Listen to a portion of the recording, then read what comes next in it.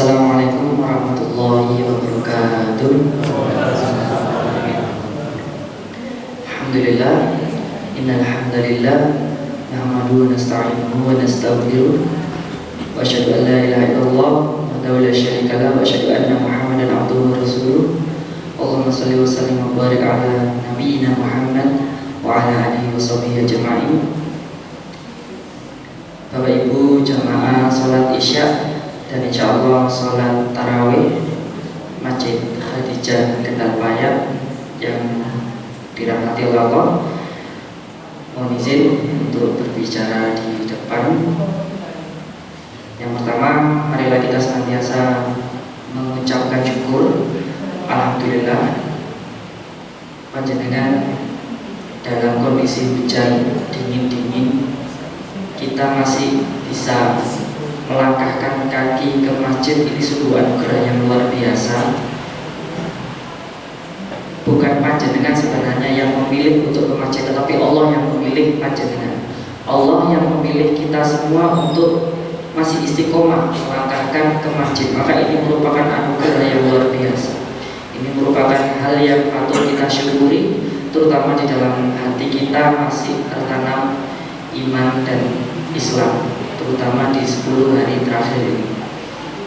Bapak Ibu yang dimuliakan oleh Allah, yang kedua, marilah kita senantiasa memanjatkan salam cinta kita, salam rindu kita, serta sholawat kepada baginda teladan kita, junjungan kita, Rasulullah Muhammad SAW, manusia paling sempurna, yang semoga kelak nanti di yaumil qiyamah kita bersama berkumpul bertemu dengan beliau serta mendapatkan syafaat dari beliau.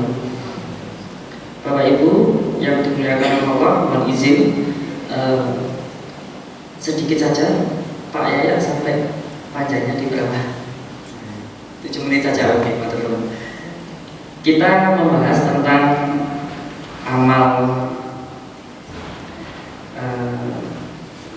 amalan sosial.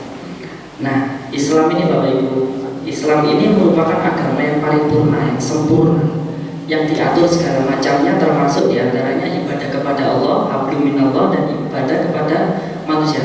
Mohon maaf, bukan ibadah kepada manusia, bukan penyembah manusia ya, tetapi lebih ke bersosial. Nah, salah satunya diantaranya kalau di bulan Ramadan ini pasti ada zakat fitrah. Nah, kalau kita membahas tentang zakat fitrah mungkin terlalu spesifik, mungkin kita berbicara terkait yang umum dulu. Jadi selain ada hablum minallah, juga ada hablum minannas. Di antara ibadah-ibadah tersebut ada yang wajib, ada juga yang sunnah. Bapak Ibu yang dirahmati oleh Allah, ibadah wajib ini kalau saya lihat, saya analisis, itu kok kebanyakan itu selalu disyiarkan. Termasuk sholat berjamaah itu disyiarkan, itu ditampakkan.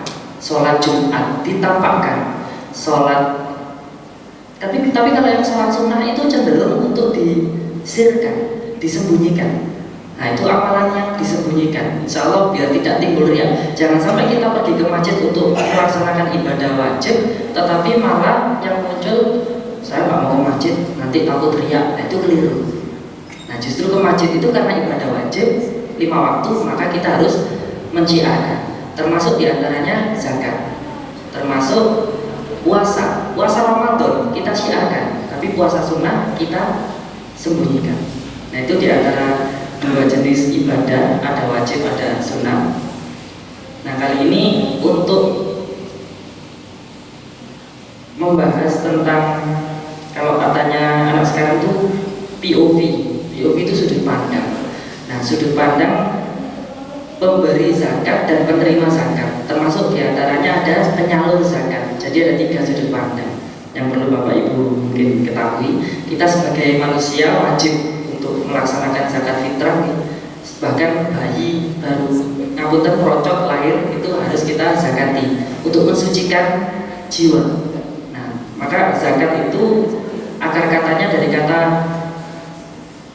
zaka itu artinya mensucikan. Jadi mensucikan. Insya Allah kita semua di sini jangan sampai lupa ya, terutama karena di sini saya juga membahas tentang panitia zakat. Pak ya, di sini ada panitia zakat, menerima dan menyalurkan. Nah, maka sebenarnya menurut sunnah, menurut Rasulullah itu yang terbaik itu yang akhir-akhir, yang akhir-akhir. Jadi batasnya sampai kapan? Sampai 1 Syawal sebelum sholat Id, insya Allah seperti itu. Kalau ada perbedaan mungkin nggak benar. Jadi yang saya pahami itu, jadi sampai menjelang sholat Id terakhir. Tapi berhubung di sini ada panitia, jangan sampai kita itu menyusahkan panitia, Bapak Ibu. Waktunya panitia mau sholat Id, Bapak mau bayar zakat, guys bingung. Nah makanya di sini harus kita kalau bahasa Jawanya itu tepo sliro, harus saling memahami, mengerti gitu kan. Nah makanya sekarang sudah bisa. Sekarang sudah bisa. Terutama kalau panitia zakat di sini sudah buka ya Pak ya ini. Belum nanti, akhir-akhir. Nah itu. Jadi kalau bisa jangan terlalu mepet, tapi yang baik itu juga yang mepet kalau katanya Rasulullah. Tapi insya Allah penyalurannya pasti panitia itu tidak mungkin menyalurkan di awal, pasti menyalurkan di akhir karena nunggu masuk semua. Nah, jadi ada tentang sudut pandang ini Bapak Ibu. Mungkin saya juga menasihati diri saya sendiri terutama nih. Kadang kita ketika memberi itu kok kayaknya kita yang mereka yang butuh gitu. Padahal sejatinya tuh yang memberi itu yang butuh. Kayak misalnya infak ke masjid, sedekah ke masjid. Bapak Ibu, terutama ini 10 hari terakhir, monggo kita galakkan infak kita ke masjid, sedekah kita ke masjid. Insya Allah kalau di Masjid Khadijah Kendal Paya ini ya, luar biasa, infaknya pasti akan tersalurkan dengan maksimal. Jadi jangan sampai kita punya sudut pandang bahwa kita ngasih ke masjid karena masjid yang butuh, bukan. Nauzubillah, bukan. Karena kita yang butuh. Karena kita yang butuh, karena uang kita, harta kita sejatinya adalah harta yang kita berikan, bukan harta yang di kas, di dompet, di rekening, bukan itu. Sejatinya justru harta kita sejati yang bisa kita ambil, yang bisa kita pakai nanti di akhirat, yaitu harta kita yang ada di kantong-kantong, di masjid, di anak yatim, di orang-orang miskin, fakir miskin dan sebagainya. Itu harta kita yang sebenarnya. Nah, jadi begitu. Hikmahnya apabila syariat ini terjalankan Bapak Ibu luar biasa. Sebenarnya kalau zakat ini kita jalan ya Bapak Ibu, tidak akan ada orang miskin di sini. Ya mungkin ada, tapi nggak bakalan sampai kelaparan. Tidak bakalan ada orang kelaparan. Nah, karena harta di orang Indonesia ini dikuasai oleh orang-orang yang serakah, nauzubillah, maka terjadilah kelaparan di mana-mana. Bahkan insya Allah kalau satu dunia kompak, Liga Arab itu kurang apa? Minyak punya, luar biasa, mereka kaya-kaya. Kalau seandainya harta itu digunakan untuk membantu saudara-saudara kita yang ada di Palestina, insya Allah cepat merdekanya saudara-saudara kita di Palestina itu. Nah maka hikmah ibadah sosial ini luar biasa sebenarnya. Cuma ya kita karena rakyat bawahan, ya monggo semampunya.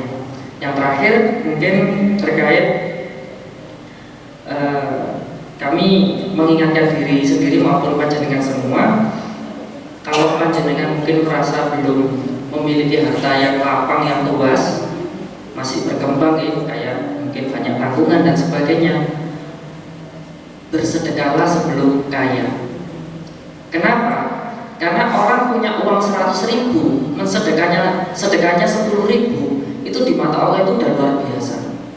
Tapi orang kalau punya uang 100 triliun, apakah berani menyedekahkan uangnya 10 triliun? Gak bakalan berani, itu berat sekali.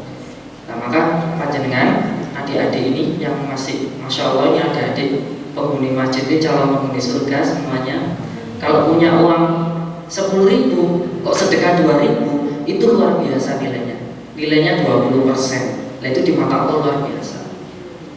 Nah semoga kita senantiasa menjadi orang-orang yang berjiwa filantropi, berjiwa berbagi kepada satu sama lain, karena dalam surat Al-Baqarah disebutkan kalau tidak salah ayat 261, apabila kita menginfakkan atau bersedekah, maka bagaikan biji yang tumbuh di antaranya 7 cabang, dan setiap cabangnya itu ada 100 buah. Ya mohon maaf, 10 buah. Nah maka setiap kita berinfak itu sejatinya telah berlipat-lipat ganda sejumlah 70 kali yang bisa kita panen nanti di akhirat. Tidak cuma di akhirat, karena Rasulullah juga berkata tidak berkurang harta yang sedekah, tidak berkurang harta yang sedekah, justru bertambah, Nah maka kalau panjenengan semua mau membuktikan, monggo sedekah, insya Allah panjenengan tidak bakalan tambah melarat, tapi justru tambah kaya. Insya Allah itu saja yang bisa kami sampaikan. Mohon maaf apabila ada kurang lebihnya. Wabillahi taufiq wal hidayah. Assalamualaikum warahmatullahi wabarakatuh. Assalamualaikum.